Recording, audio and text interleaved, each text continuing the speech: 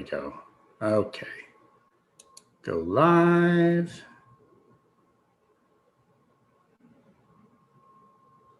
Going live, and we are live. Awesome. Hello, all the humans. Welcome to the Humanist Society of Greater Phoenix Sunday Speaker event. Please hit the like button and subscribe to get more of our awesome content, or better yet, become a member of HSGP and volunteer for something that fills you with joy. Today's presentation aligns with the values of humanism by critical thinking. Exercising our minds to build these skills enables us to challenge biases in ourselves and in others, paving the way for a fair, open-minded, and autonomous perspective that fosters a multicultural worldview. Ethical development. Ethical development is a never-ending process that requires constant reflection and evaluation of our personal choices and the consequences they have on others. We should continually adapt and rebuild our moral frameworks with the goal of becoming ever better human beings. And finally, empathy. Empathy requires a person to step outside of their own perspective to consider someone else's thoughts, feelings, or circumstances from that person's point of view. In many ways, empathy is the first step to ethical behavior, as it always allows us to respond compassionately to the suffering of others and exercises good judgment when our actions may affect someone else. Today, we have Braver Angels with Joy Lubeck and Nivera Sala with a new way to talk politics. Wait a sec, people actually talk politics? Joy Cruz Lubeck is one of the Braver Angels co-coordinators for the state of Arizona. She has served this role since May of 2020, supporting the presentation and facilitation of various online offerings over the past year. Joy is also a professional leadership coach with Lead Fully, supporting the development of high potential global leaders in both for-profit and nonprofit organizations. She is dedicated to driving sustainable change throughout the integration of leadership development, global business management, and cross-cultural understanding. Nivera Sala is one of the state core coordinators for Braver Angels in Arizona and has been active in Braver Angels since 2017. She has facilitated Braver Angels workshops in the Greater Phoenix and Tucson area and is currently co-chair of the Tucson Braver Angels Alliance. She is also the founder and director of Casala Montessori School in Tucson, serving 350 children from infants to 8th grade. And before we get started, we have a video presentation. Let me cue that up and start sharing. Share screen. We are Braver Angels. Oh, dang it. Gotta stop the share and share with sound. There we go. Optimize for video. Share. Excellent. Politics has always been a passionate subject, and we've always had deep political disagreements. That's the way it's supposed to be. But we've gotten to the point where people can't even talk to one another. Americans no longer see their political opponents as simply wrong or misguided. They see them as bad people whose ways of thinking are dangerous and incomprehensible. They see them as enemies. This level of rancor and mistrust threatens our democracy, and it makes it harder for us to move forward as a nation, regardless of who the president is. The fact that we live in what feels like, some people call it a cold civil war, that takes a toll on all of us. We've been excommunicated from a lot of our friends in the last couple of years, and it makes me sad. This is one organization that's doing a lot to kind of overcome that and get people back to where we were, which is neighbors, friends, communities. Better Angels was born in response to the crisis of polarization. We are truly bipartisan. From our staff to our funding to our board of directors, we're evenly split, half conservative, half liberal. Everything we do comes from the bottom up. We're an almost entirely volunteer-led operation. We wanted to see, could we get together a group of folks who'd voted for Trump and a group of folks who'd voted for Clinton and get them in a room together to see how can we bring people together to not get them to agree or to come to the middle, but to maybe change how they think about one another. You know, it's funny, I think a lot of people would look at 2020 and argue that this is the least hospitable time for the work that we're doing, because we know that our politics has a tendency to bring out the worst in us. But it also is an extraordinary opportunity because this deeper project of civic renewal, of healing the relationships that exist between the American people across the cultural and political divides, the importance of this project is going to become clearer and clearer to people over the course of this election. A lot of people are going to have to let off steam. I really believe that it's better to do it in a productive way, where they see each other as fellow human beings. It inspires me. Every Better Angels debate I take part in. When you're there in person and you have to face the person you're talking to, we remember suddenly the rules of civil discourse and kind of how we should act in society. It's something that really distinguishes this form of conversation and debate. It's all well and good to talk about civility and being nice to people, but the missing ingredient is courage. In 2020, we also need courage. The courage that it takes to have a difficult conversation, to put yourself out there. What we've been saying is that this year, it's not enough to call in our better angels. We have to call in our braver angels.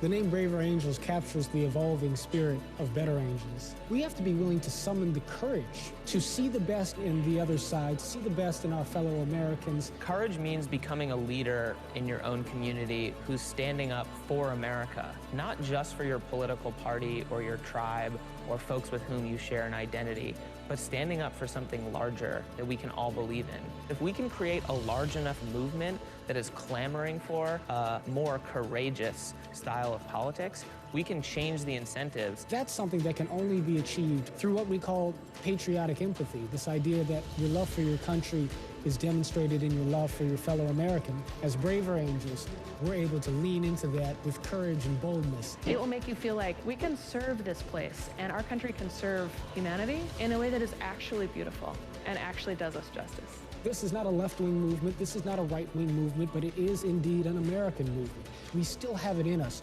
to be champions for what is right and what is graceful and what is decent here in the United States.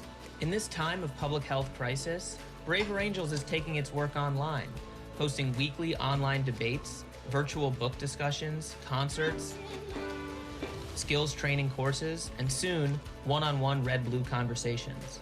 As Americans stay home to protect their fellow citizens, Braver Angels is bringing us together in new ways and helping us find the courage needed to transcend our partisan differences and overcome this challenge.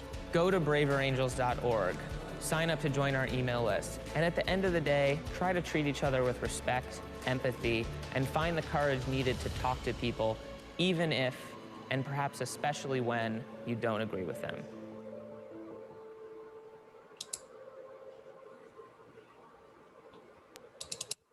All righty. Excellent, excellent. So with that, I would like to introduce Joy and Nivir. Oops, wait.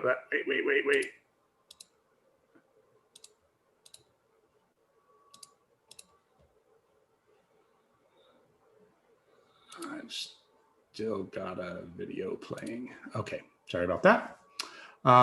With that, please give a big HSGP welcome for Braver Angels leaders, Joy and Nivir. Joy, take it away. Thank you.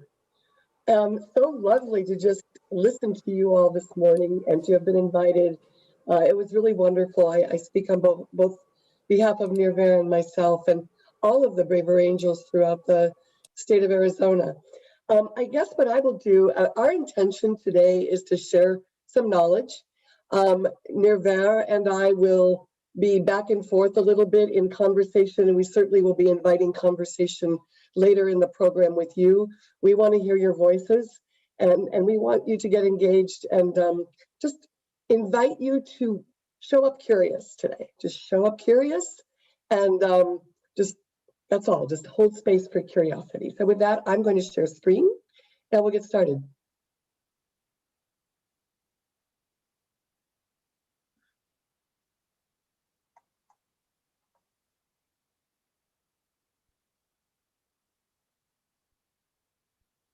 Well, we will as soon as I find my PowerPoint.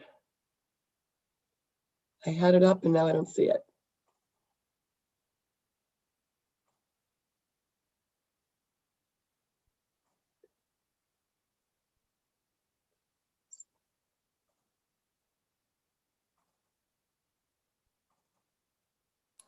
There you go. All right, thank you.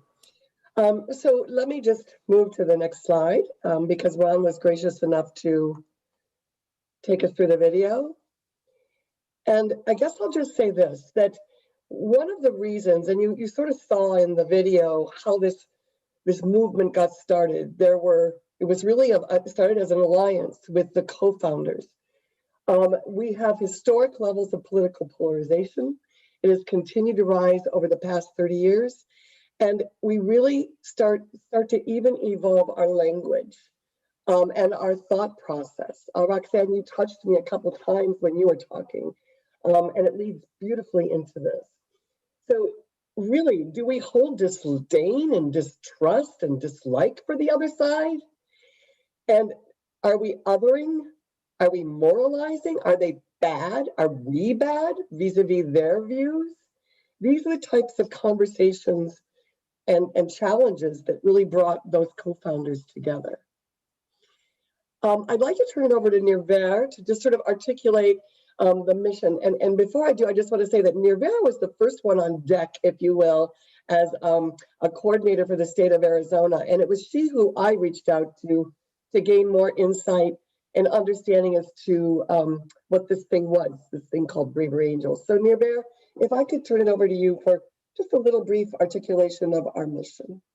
Yes, you can read the mission statement here for Braver Angels. Braver Angels recognizes the polarization crisis that exists in our country and aims to be the solution. And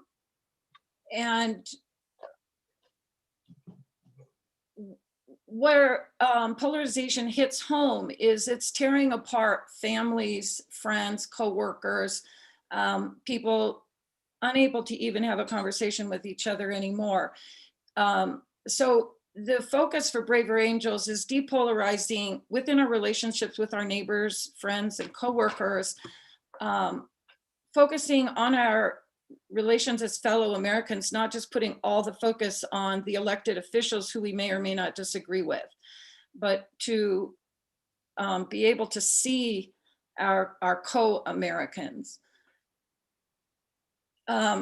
It's a 100% volunteer-led movement and always working at a 50-50 balance of reds and blues in all aspects of leadership and from the grassroots up to the top, and in the events as well as the leadership.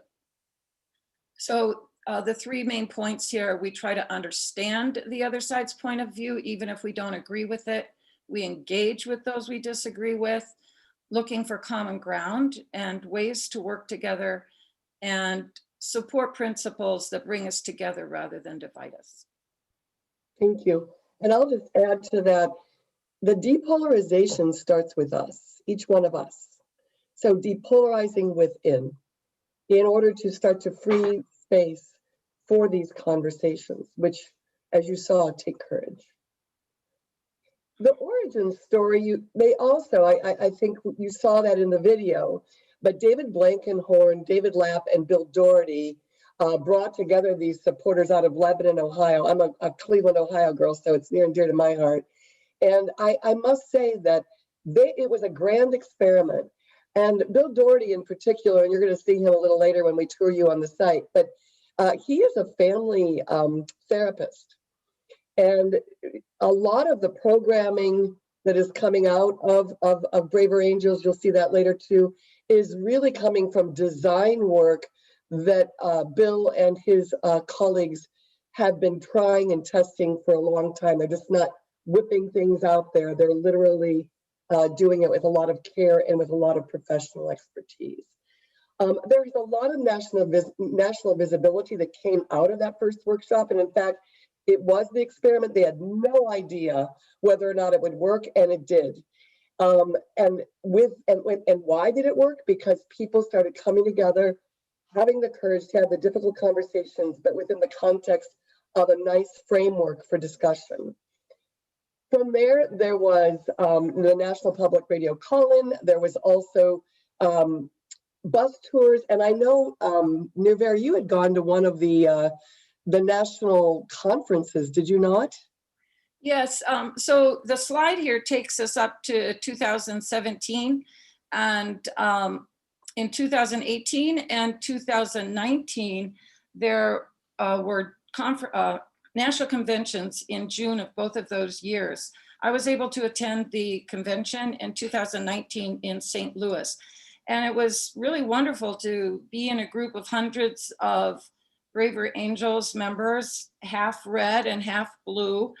And what I appreciated about the organization that I saw there was the balance of young people and old people, males and females, and other gender diversity.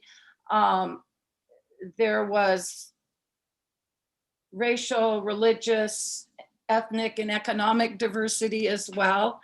I've been involved in many different kind of conversation groups and things like that over the years. And often the people are gray-haired, white, progressive women like myself.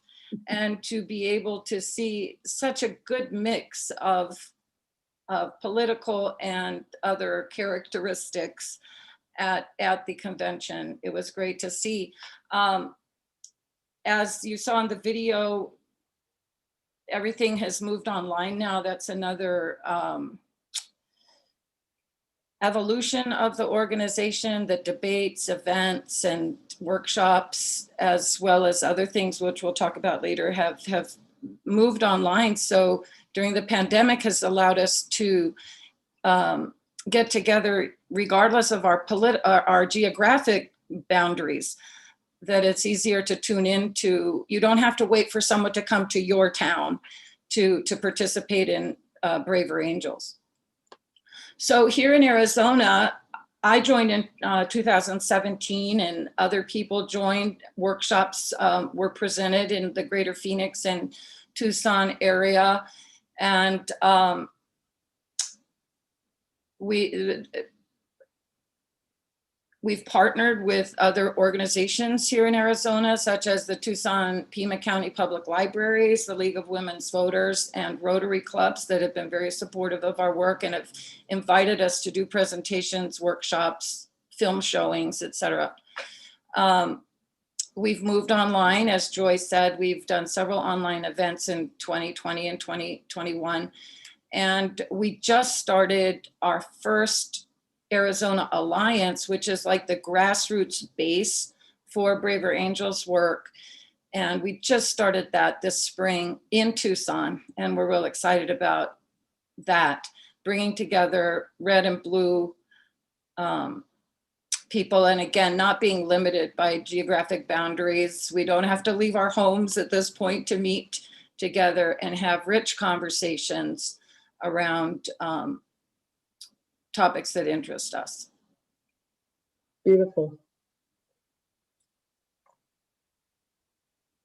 So we thought we would just take a moment, and I even asked Ron if he'd join us, and he said he would. So thank you, Ron. To just why we got started in this at all. You know, we're just people minding our own business, doing our thing in the world. And I thought we would just share briefly how we got involved, because I think the stories matter. So Nirvera, why don't you start us off? Okay, well, as I said, I joined in 2017. My sisters, I grew up in a family with 5 daughters, so I have 4 sisters, and we're all older now. And we are politically divided, politically and religiously divided. We were brought up in a family, and I think the rules of our family of origin has stuck with us in our adult lives. We were a family that avoided talking about politics and religion because it was viewed as not polite. But after the election in 2016, I wanted to understand the other side better. I was quite confused and really newly aware of the extreme division in our country. And I wanted to start with my own sisters. 3 of my sisters banned any talk of politics, and 1 sister stopped talking to the others altogether. This was not the way I thought we needed to be. like Roxanne, I've actually studied NVC and knew there was another way to have a conversation, but my sisters weren't interested. I really wanted to find a place to talk to people on the other side just to increase my own understanding. So it seemed to me that we needed to learn how to talk about politics and religion and not just avoid these topics altogether.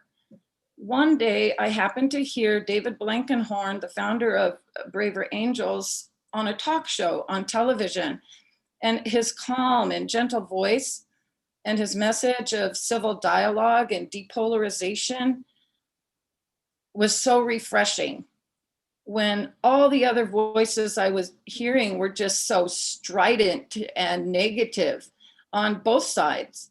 So I looked the organization up online and became a member. I flew to Minneapolis and took a training on how to moderate the workshops. And I just started getting involved. And now I'm so happy to see the way this fledgling organization has really evolved from a handful of members to over 4,500 members nationwide. That's the last published number, but I think it's much greater. I think it's nearly doubled since the pandemic. Beautiful story, thank you. And mine, I resonate with a lot of what you said, Nirvera. I'm one of 4 siblings, and our family was very aligned at the sibling level, but not in the extended family. So, and even some dear friends of mine, very different.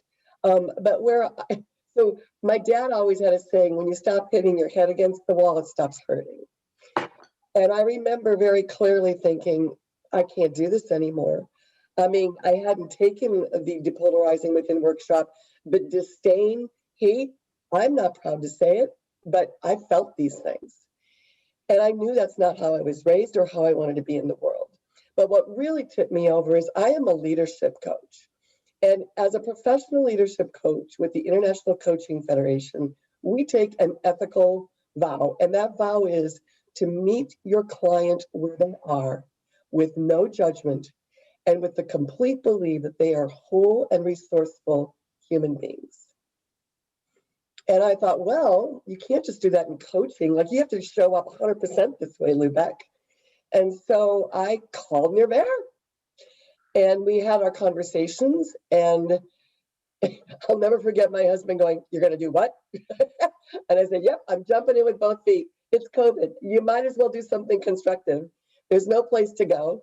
And so I did, and I have never looked back, and it's been scary, it's been challenging, and it's been very rewarding. Okay, Ron, over to you. Yeah, thank you. My family, I grew up in a large family as well, and we have a lot of different thoughts and opinions about things. But overall, the goal and the mantra was be nice, right? My grandma would say it over and over.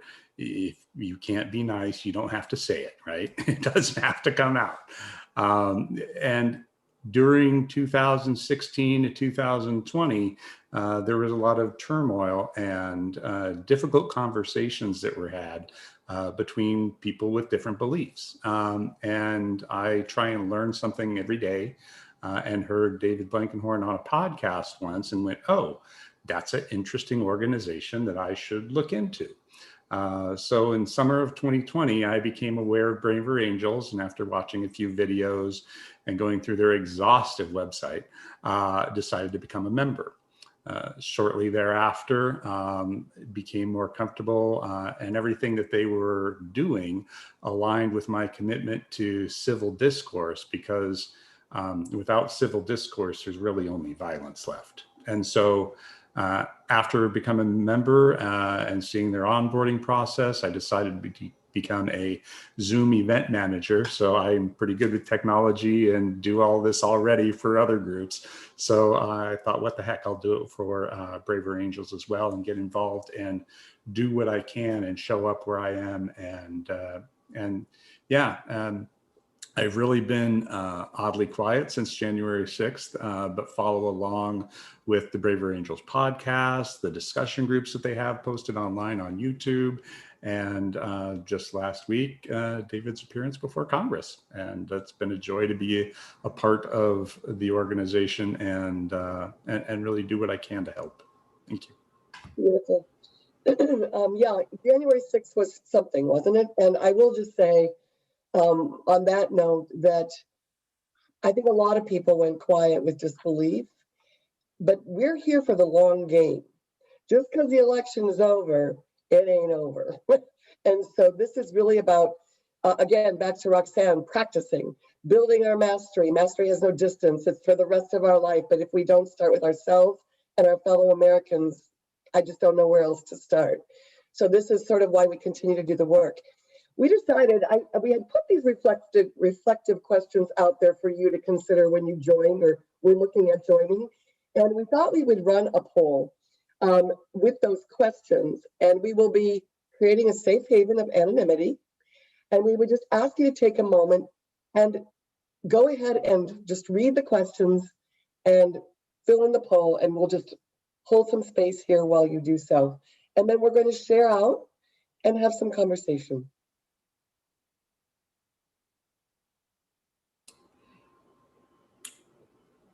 It looks like everybody sees the poll. That's good. Thank you. Yes, and don't forget to scroll down after the first question. There's several more questions, so be sure to scroll down before you submit. And just a reminder to Joy and Ron, you won't be able to participate in the poll because you're co-hosts. I wondered. Okay, good. But everybody else can, yes? Or Yeah. Alex. Yeah, Alex is a co-host as well. Okay. Yep. All Everybody right. else is good. Thanks for that, Mirbear.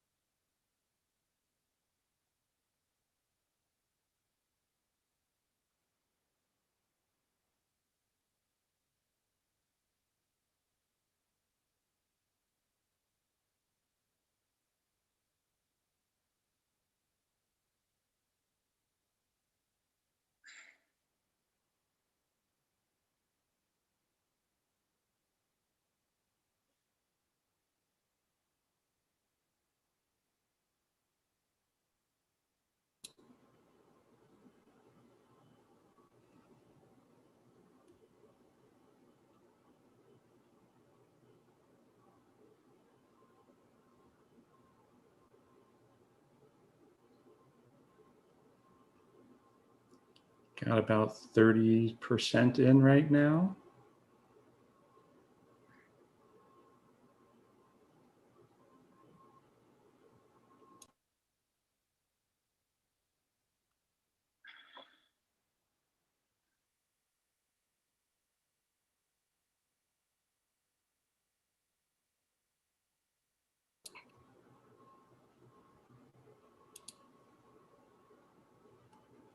All right, we'll give it another minute or so. It looks like Diane's having a little issue with the poll. We're over 50, 60% now. So we can go ahead and cancel it or end the poll in just a minute.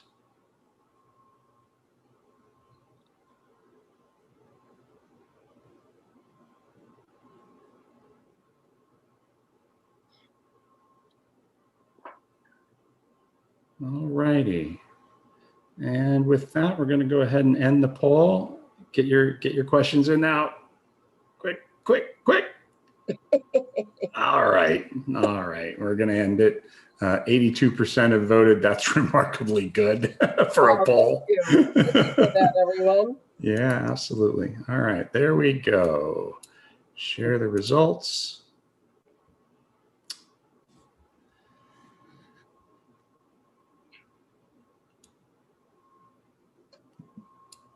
There you go, Joy. Can you see the results? Yeah. Can everybody else? Yeah, everybody should be able to see the results. So I would just invite everyone to go through and look at the results and just reflect for a moment. And then I'm going to stop sharing and turn it over to Nirver to facilitate conversation. So just take a moment and look at these. They may or may not represent your point of view. This is the collective of 80%. And the range, I mean, and I relate to this honestly, is a lot of disdain. Yep, know what that's like. Hate, yep. Pity, basic respect, and then appreciation. So there's a range. Thank you, Ron, for supporting that. And thank you for everyone for participating. And now I would love for Nirver to help support us in further reflection and conversation. Yeah, so the basic question here today is, what did we learn? What did you learn about yourself and your own inner polarizer by doing this exercise?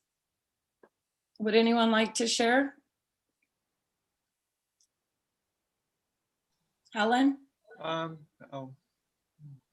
Yes, I do it all kind of based on my experience with my sister, who lives not far away from me and who I shared a house with all of last year. And it was pretty much, and it was very upsetting to think that anybody who came from the same family could suddenly just a few years ago actually just become totally the other side of the aisle and believing things that I don't understand how she could believe. And it started with becoming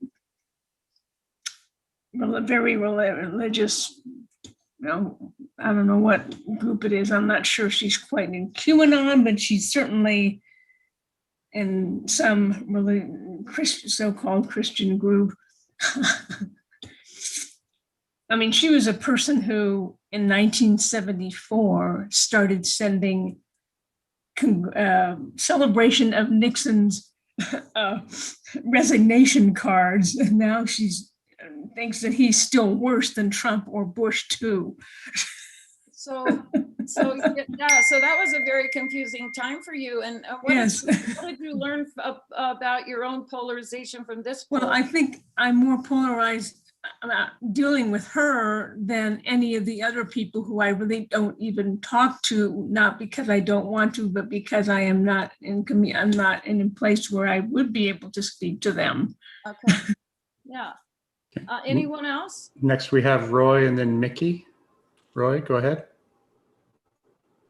Well, I found it rather hard to answer some of those questions. I don't have any brothers or sisters, and I don't have any disagreements with my daughter, who's in Washington, or my cousin that's in California. So, but I find that I am very concerned and can't understand why people will support someone who obviously wants to just throw away our Constitution.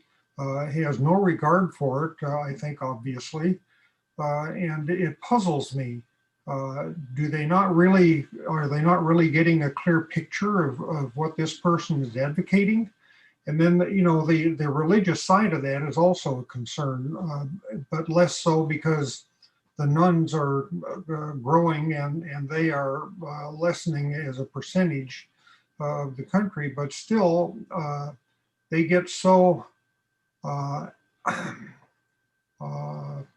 I want to say, overzealous about their points of view that it concerns me as to how far they will go to make their demands. Yeah, so it sounds like you have a lot of disagreement with the other side, and you know, and the whole idea with Braver Angels is to, not that we have to agree with the other side, but seek to understand a little more where they are coming from, and to get out of seeing the monolithic stereotypes of people. That's the one thing I've learned in Braver Angels. There's a lot more nuance and complexity in people's beliefs. Although some people are all thinking the same way, they've totally drunk the Kool-Aid and are 100%. But most people that I've met through Braver Angels, they vary. There's nuance and variety on individual issues and things like that. So that's. Well, I understand that. We're all different. We're all victims of our upbringing and the influences as we were growing up. So that's, a given. I know they're not all the same, but there's seems to be some rather large contingents in one group or another that do concern me quite a bit. Yeah, I don't have a chance to talk with people that are Trump supporters because for one thing, I don't know any, and if I do, it's a subject that never comes up. So. Yeah. And that's the one, that's what I was looking for when I joined Braver Angels, because I also didn't know people on the other side except family members who didn't want to talk to me. So, it was a great opportunity to find some people. Who was the next person? Mickey is next, and then Athena.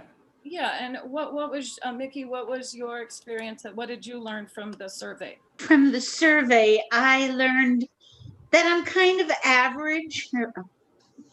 Get my video on. That I'm kind of average in many of my responses, and I'm not sure that's a good thing.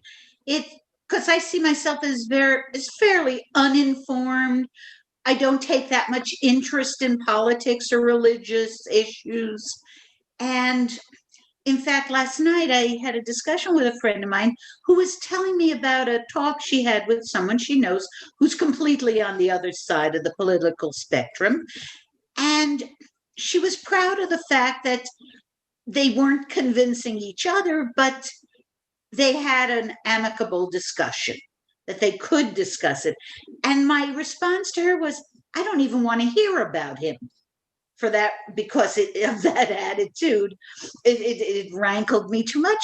And she's on my side politically and religiously, but I think I really need to think more about my attitudes and how to be intelligent about discussing attitudes that do radically differ from mine. I think I'm joining your organization. I need that. We're happy to have you. Excellent. Thank you. And Athena, you'd be the last one. Hi. Yeah. The survey. Well, my relationship, I wasn't sure a lot of times how to answer the question because I kind of go the gamut. My parents are Trump supporters. I am not. And we don't really, when I go to visit them, we don't really, I just pretty much remain silent because I can't really talk to them about it. I don't think either one of them really respects me enough about what I think and why, because I've had a long time relationship with them. I know how they think. So, I've been across the spectrum, as far as the political stuff goes, in my 20s. I listened to Rush Limbaugh and everything else and, all that stuff. And then later on, things happened in my life where I was forced to confront some things kind of came, and I was forced to see things from another point of view. And so I've been kind of gradually morphed. I consider myself more centrist, but I had to answer the question. There's times where, I have a personal experience. Okay, well, full disclosure, I'm trans. So I've had,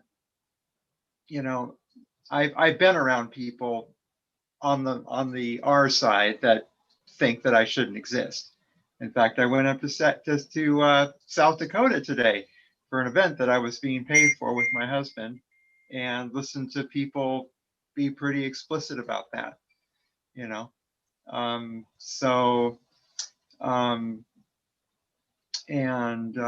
know, on the other hand, you know, I know there's lots of different views, you know, I mean, like with my parents, you know, they don't hate me, you know, and, you know, so I find it complex, but other times, you know, I get really angry because that's what happens when people are trying to criminalize your existence, you know, and I've been in legislatures watching people vote on that, and I get angry and terrified. And so yeah, it's complex for me, you know, but I see the other side, and my husband and I have lots of conversations about things because we don't agree on everything. It's So it's very personal for you. Yeah, so it's complex. Yeah. Yeah. Is there anybody else, Ron? I'm wondering if we could just have a few brief answers to one more question, which is, what is one thing that you see yourself doing to move the needle? You know, if we've got hate and disdain over here and respect over here, respect and appreciation over here, can you think of something that you might do to move your own polarization needle a little more towards, if you're here, a little more towards the other side, of healing your own, you know, hate and disdain? Any ideas? Just a few moments for this question. Yeah, Nikki, go ahead. Oops, am I muted? No. No. Need to be more, you know, what your first slide showed, breathe, think, and be patient. Listen patiently. Keep your mouth shut and listen truly. And look for the good in and what you find valid in the other person's argument, whether you agree with it or not, but look for validity. Why do they believe what they do, whether you agree or not? Yeah. But hold your comments until you do understand them. Truly listen. So I don't do that often enough. Yeah, when I'm having those conversations with my mother outlaw, I try and keep in mind the fact that she's a human being pursuing joy, running away from suffering in the best way she knows how. Exactly. And where she gets her information from matters, right? And so we have that discussion as to what information is she consuming, and because that tends to determine the stories that you tell yourself. Of course. Yeah, and as Roxanne pointed out earlier, that was such a good lead into this whole conversation of the practice. It just takes practice, and it's like learning a second language. We don't speak it fluently when we first start trying. We may always speak it with an accent. This language of empathy and understanding. So in Braver Angels, Joy, if you want to go to that next slide, you know, Braver Angels tries to move the needle from the polarization, the hate, the strong negative emotions, to basic respect and appreciation for our fellow Americans. Braver Angels tries to do this through conversation and learning to rid ourselves of the 4 horsemen of polarization, which is stereotyping, dismissing, ridiculing, and contempt. And we teach workshops to learn to listen with general interest and curiosity, to understand the other person's story, how they came to their perspective, to acknowledge their point of view, and then pivot gently, asking for an opportunity to share our own perspective in a way that doesn't shut down the conversation.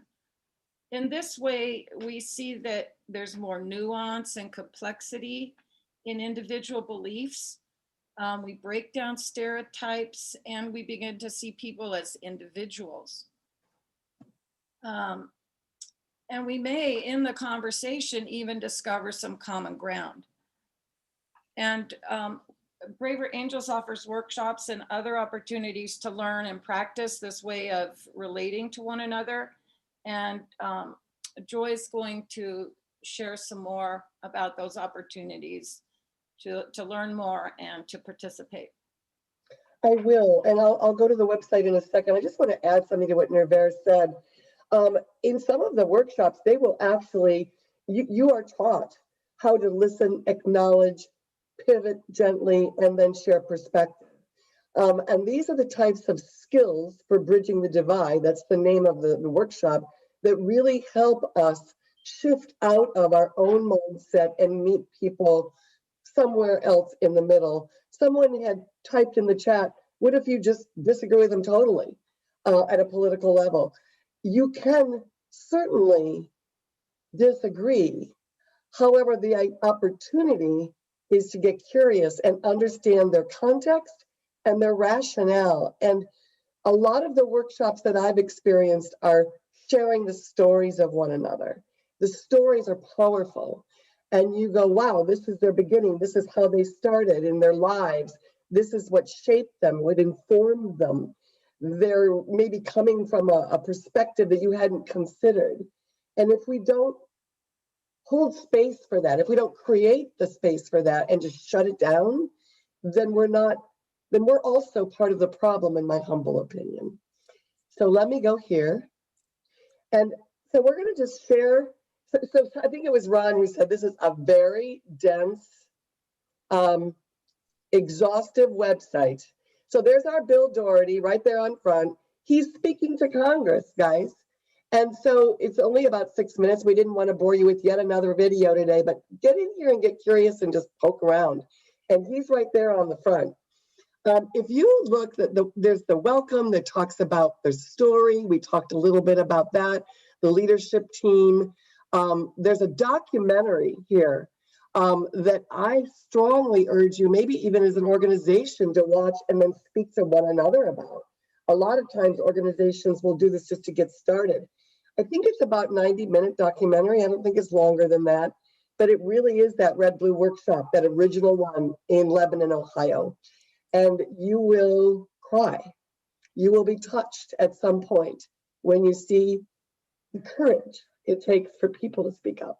Sorry, I'm crying now. Then there's the debate. So you can go up here and find an event, or you can just go here and you'll see debates, alliances. Nirvera talked about the Tucson Alliance, different workshops, and I'll poke on these in a minute. They have corporate offerings. They're reaching into the college systems, universities, and really engaging younger people. One-on-one conversations. I actually had one in the last month with someone very different than me. I'll tell you, the minute you have to show up, it's not practice, like you're really doing it. It's very interesting. You comport yourself differently. You do it with regard, and you do it with a little bit of curiosity and openness. There's a library and book club. There's a film club. You can get into Red Blue Pairs, and they actually have a music competition and things like that. So let's poke on debates and let's just see what's going on. So nationally, there's always something going on. So let's just look. So here's one on July 15th, Coliseum debate, national debate, racism in America. And then they have upcoming local debates. So you can go to various states in the United States. By the way, every state in the United States has coordinators or co-coordinators. And so you can see how you can find them here. So that's an example of that. If you go to workshops, let's see what's going on there. So here's skills for bridging the divide, depolarizing within, families and politics. And so here you go, red, blue, common ground, race conversations. And I gotta say, Nirvera, every time I come into this website, there's more. Like, these guys are not putting on the brakes at all. They are pushing down the gas pedal and just offering a lot more. So this is how you see that. Then if you really want to get specific, another place you can look is, so here from now until August 25th, and you can look and see all the different skills for bridging the divide is happening in New Jersey. They have ambassador orientation. So if you want to get involved in volunteering, they have an onboarding process that is like beautiful. And here you go. Here's one that's happening in Oregon on depolarizing within on the 6th. So again, I don't need to read. Here's one on police reform. What do we really want? So to beginning to reflect and ask the questions as opposed to filling in the answers. This is the shift in the conversation. So I'm going to stop there, and then I'm going to go to getting involved. So Ron mentioned he became a member. So you can get involved and make a difference. And I got to tell you, for $12, that's the membership fee, $12, you can get in and have access to all of the different opportunities that exist. You can look at the curriculum. You might know another organization that you want something done and presented with, or maybe you want our help in facilitating a workshop with others, who knows? But this is your oyster. This is where you can find things. How you can get involved. You can become an organizer, which is about putting the different events together. You can become a moderator and lead red-blue workshops. For example, you can be part of the debate team, which facilitates the debates. You can be a chair, you can have whips.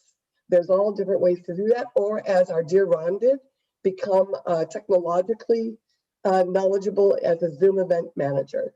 So those are the types of things that are happening. And then as far as other ways to help, you can look at the list of opportunities that goes on and on. And I would say that there are people, they're looking for field ambassadors. They've got legal opportunities. I mean, if you are skilled in certain areas, it's amazing what they need in terms of your skills. And can I just add that if you want to volunteer in any of these roles, there's training also involved, which is available online. So even if you don't feel you have the skills right now, you can certainly sign up to take the training and get more skills in moderating some of our workshops or becoming an ambassador to do events like this one to represent Braver Angels. So if you feel inspired to get involved with us, there's lots of opportunities and ways to do that. Can I just say, back on the website, Joy, I highly recommend going to that homepage on the website and listening to that video when you have the time. Bill Doherty he's a family therapist, and he saw that America was on the verge of a divorce. It's become so polarized, and he has taken his skills as a family therapist and created these workshops to help bring people together to find their common ground and to sustain a relationship. We still have our children to raise together, whether we agree with each other or not as fellow citizens. So he was invited to be a part of a hearing. And there was a hearing just this past Thursday, a congressional hearing, and he was invited to be a part of it. It was a committee hearing for the Senate Committee for Modernizing Congress. And I am so happy to see that they're considering bridging the political divide, depolarizing is one way to modernize instead of the other way of modernizing. And there was an all-day hearing, and he and people from other groups that are trying to depolarize America and bring people into civil discourse. The feedback from that was that Congress wants help. And they had a wonderful reception. So we just feel very proud as Braver Angels that all these years of work have gone to Washington now, and there are some legislators that are starting to listen and that want to find a different way of relating to each other. And this is people from both sides of the aisle, not just one side of the aisle. So I just wanted to call your attention to that when you have time to go back and listen to that. It's just a 6-minute video, and I think you would find it really inspiring. I listened to it this morning. It was amazing. He was quite articulate. So, Nirvera, do you think I've missed anything, or do you think we should open it up for Q&A now? Yeah, I think it's about time for the Q&A. I think we've done our best to give you an idea of what the organization is, what we stand for, and how you might like to participate, either to attend a workshop or an event, or to actually become a volunteer and help us do some of this work. I will say we each have our own organic journey in terms of how we enter into this organization. And someone said it earlier, I was never one that was interested in politics either. But I really do believe that we, the people, the citizens of this country, have to play an active role and not defer to somebody on the hill. Our voices need to be heard, and they need to be heard constructively. So I think it's imperative, and I think the timing is pretty critical. If you look at the calendar of events coming up, 2022, there's a lot of statewide local elections coming up that are important. And then, of course, 24 is the next presidential, and that's just around the corner. Wouldn't it be lovely if we could expand our perspectives, grow our mastery in terms of listening, acknowledging people? Everybody wants to be seen and heard. So how do we step up as leaders and start with ourselves in terms of experimenting? So I just started with doing some of the workshops, and it's online, so you don't have to worry. I listened to several debates. I never said a word. I just watched how it was done. And then at one point I attended a red blue workshop, and then it got personal. And then you had to show up and behave. And as Ron said, be nice. And all of a sudden you're talking to the other side, and it's a very interesting format, and how they put you through it is very constructive. It's safe. They absolutely will not tolerate anybody who is not showing up with regard. This is about creating, I would say, safety, psychological safety. And all of those are the rules that are set up in any of these events.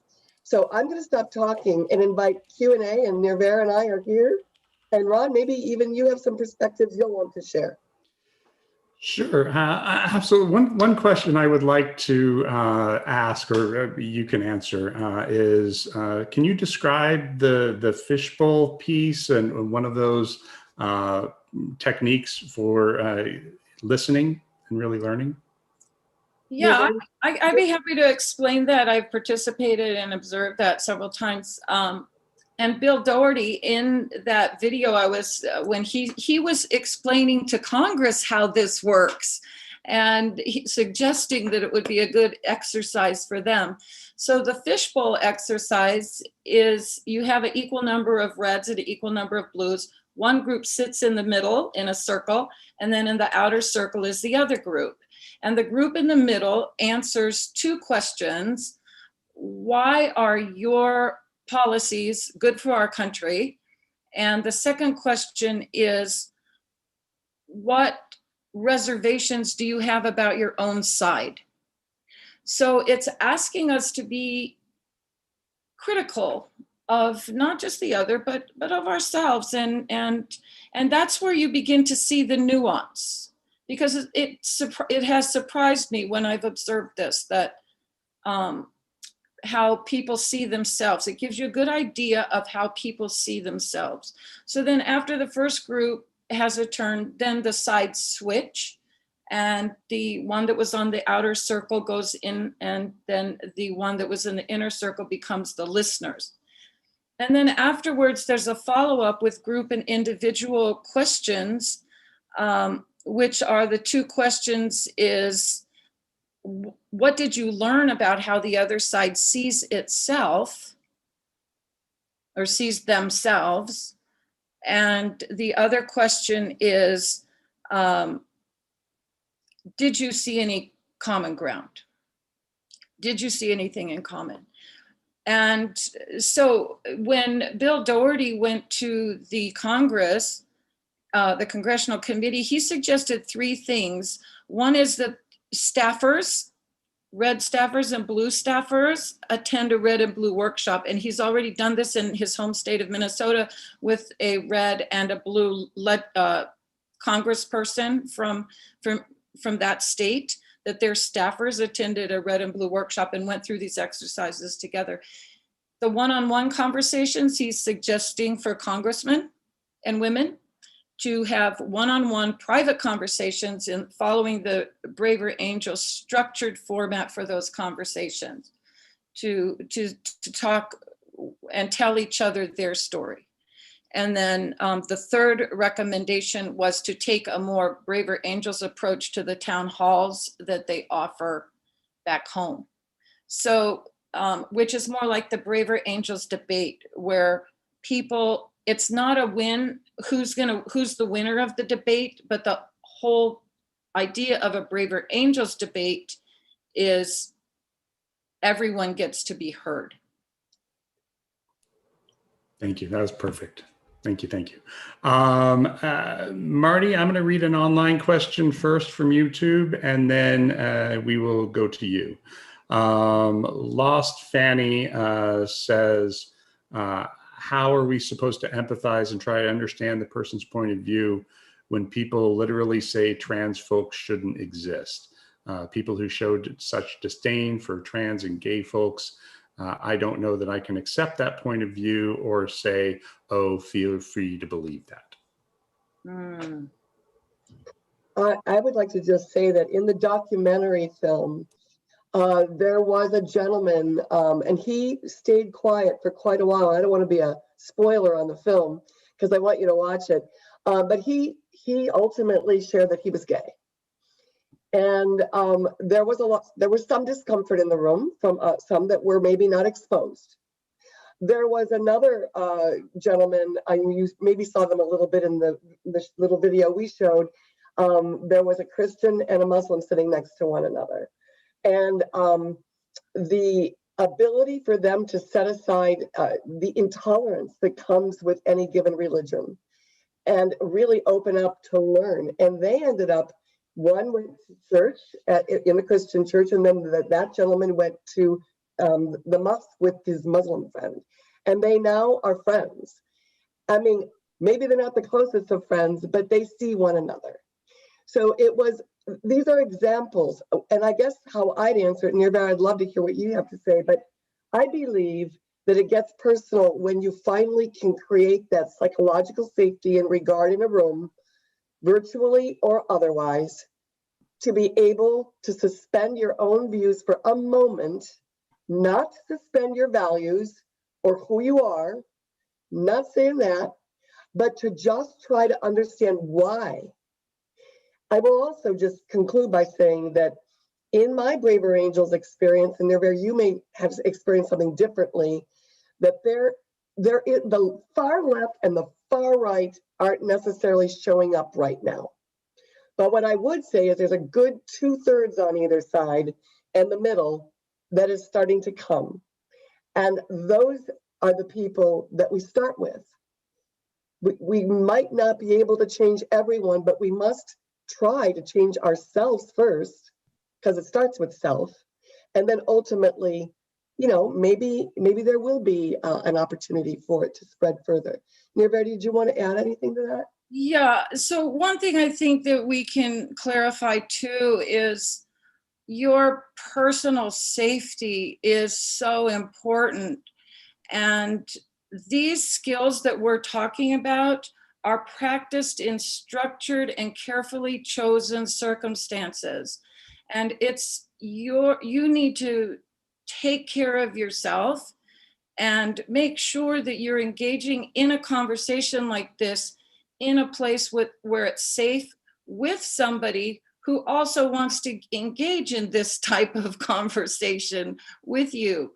And it's fine to, we don't recommend getting into a shouting match or argument, but it just looks like we're not going to agree on this. I've got to go. I'll see you later, or maybe I won't see you again. But the idea being that these are very chosen. Number one, we don't recommend having these conversations online, because online is a different environment. We, unless it's a structured one-on-one kind of environment like this, but like social media, I'm talking about like social, this is not the kind of conversation for social media. And then it's also not one for a group. You know, these kind of conversations are better to have with one other person, not like if you're sitting at a family dinner table, it's not the time to have this conversation. But if there's one person you want to engage, let's go in the other room and have this conversation after dinner. Last year, the last 2 years, we put out a document, how to avoid a Thanksgiving dinner debacle. And it was, you know, exactly about that, is to be careful, to choose our one-on-one conversations very carefully. And I agree with you. You do not want to have that conversation with someone who actually is an existential threat for yourself. That you know, that is just their viewpoint is not one. But so the way, if you wanted to engage with that person and they seemed willing, the braver angels approach would be to first be willing to listen, even if it's hard to listen to them, and then acknowledge, I hear you. I hear that you think a person like myself doesn't have a right to live the way, or to exist, or live the way that is my truth. And then to ask, may I share my story with you? And as you know, I'm trans, and I have a very different opinion, or a very different life experience. And are you willing, would you be willing to hear my story? And if they're not, then I understand you wouldn't like to have that conversation. So let's just end it here. But if they are willing to listen, you might be surprised at their response. Thank you. That's beautiful. Marty, you're up, and then Roy. I think what made me much more comfortable with the process is Joy's, plus all this last question and answers, is that they're a place of, the blue-red thing, are a place of safety. If you don't attend with regard, you're not, I don't know why I'm totally nonverbal this morning. But anyway, it's that there is a safety within braver angels. Yes, that's a requirement. And every workshop, every debate will start with that. And they will be so clear as to say, and if you don't, you will be asked, you will be muted or asked to leave. That's what I heard. And that also, I mean, I would think that would help on whatever topic we choose to debate or engage in conversation over. Absolutely. Absolutely, Marty. And I've read Marshall Rosenberg. I really want to take his classes if I could. I'm not sure I'm able to.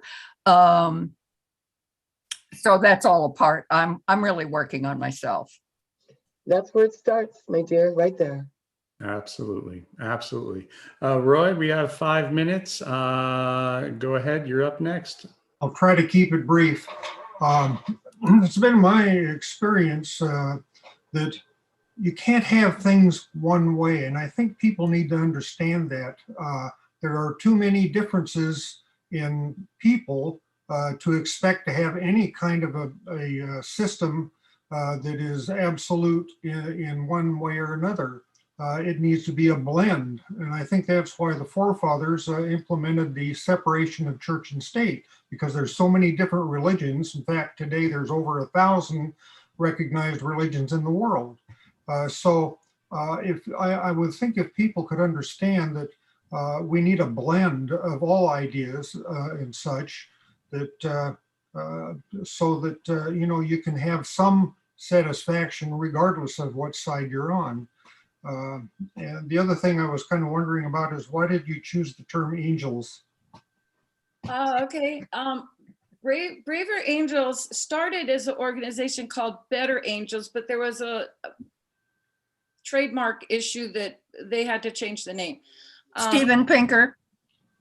So Dave, the Better Angels came from a quote from Abraham Lincoln in his first or second inaugural address, where he said that we needed to remain connected and that we needed to call on the better angels of our nature, that, to remain united as a country. And so the better angels stemmed from that vision of Abraham Lincoln.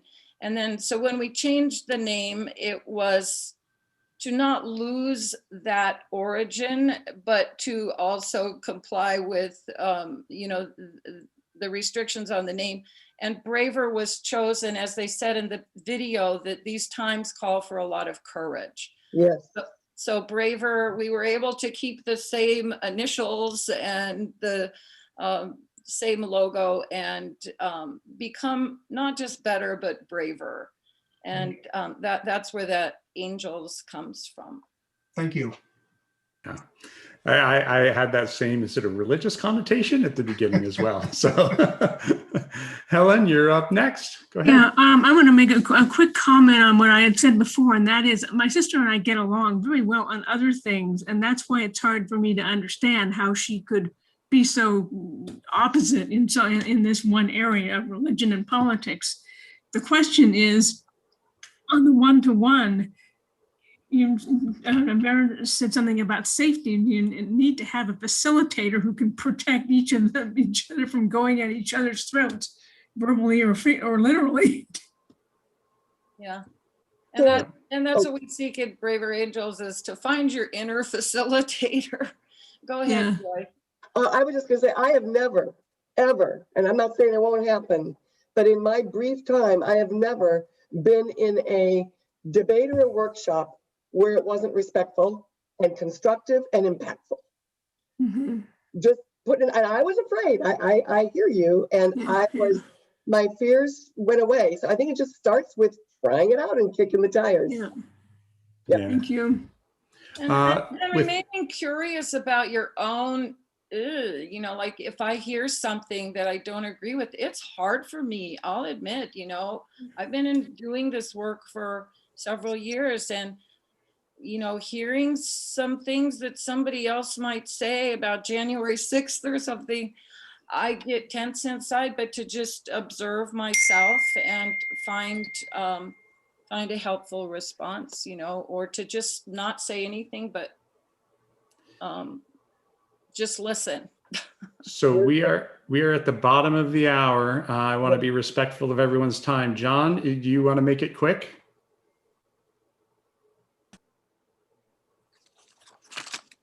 Thank you. Yeah, I will have a very direct question. I'm wondering if thought has been given to why we need a Braver Angels organization at this point in time. And I guess I'm specifically thinking about our educational system, whether people are properly trained in the art of discourse. Well, Nirvera put it up before. I'll reiterate, and then Nirvera, maybe you can close us out. But Bill Doherty and the co-founders come from this family therapy background. And the metaphor of a divorce in a family between a man and a woman or partners, whatever, and our nation mirrored one another. And because of their training and their background and their expertise, they were the ones who really had the opportunity to come forward and say, wait, we could blow this country into oblivion if we don't do something, or as citizens at all levels in our country, whether it's educators or not, or just regular people like you and me, to just come on in and start to get active and engaged with the future outcome of our country. It's on us. Nirvana, do you want to close this out? Ron, I know that we're being respectful of time. Well, I think that the need is that there is polarization, and that we're finding that the general public doesn't have the skills, John. And it's a way to start addressing that of just helping people learn more skills, and finding some people who share that desire to engage in a more civil way with one another. And I think the growth of the organization has shown that there are a lot of Americans who want that, and that want to learn how to do a better job of it. Yeah. All right. And with that, I wish to thank everyone for coming and giving this important issue our attention. And remember, if you enjoyed our content, hit the subscribe button, contribute to our Patreon, become a member of HSGP, or better yet, volunteer to make the magic happen. With that, be well, stay safe, and take care. Good